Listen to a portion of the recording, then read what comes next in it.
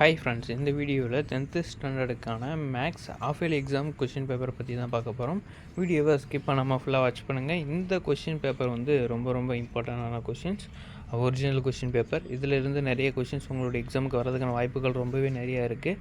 Tamil medium question paper தேவைப்படுச்சு அப்படின்னாக்கா டிஸ்கிரிப்ஷனில் இருக்க லிங்கை கிளிக் பண்ணி தமிழ் மீடியம் கொஷின்ஸை வந்து செக் பண்ணி பாருங்கள். இதிலிருந்து 1 மார்க்ஸ் எல்லாமே கண்டிப்பாக படிச்சுக்கோங்க. இதிலிருந்து நிறைய கொஷின்ஸ் வர்றதுக்கான வாய்ப்புகள் ரொம்ப நிறைய இருக்குது. நெக்ஸ்ட்டு பார்த்தோம் அப்படின்னாக்கா அதில் இருக்கக்கூடிய 2 மார்க்ஸ் இதில் இருக்கக்கூடிய example sums and exercise sums எல்லாமே கம்பல்சரி ப்ராக்டிஸ் பண்ணி பார்த்துக்கோங்க. நெக்ஸ்ட்டு பார்த்தோம் அப்படின்னாக்கா உங்களுக்கான 5 மார்க்ஸ் இதில் இருக்கக்கூடிய 5 மார்க்ஸும் நீங்கள் வந்து எக்ஸாம்பிள் சம்ஸ் தான் நிறைய வரும்.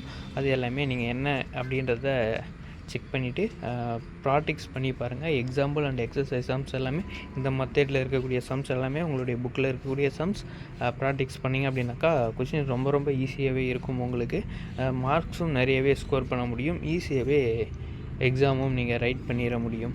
ஓகே ஃப்ரெண்ட்ஸ், உங்களுக்கு வேறு என்ன சப்ஜெக்ட்டுக்கான கொஷின் வேணும் அப்படின்றத கமெண்ட் பண்ணுங்கள். அடுத்த வீடியோவில் அப்லோட் பண்ணலாம்.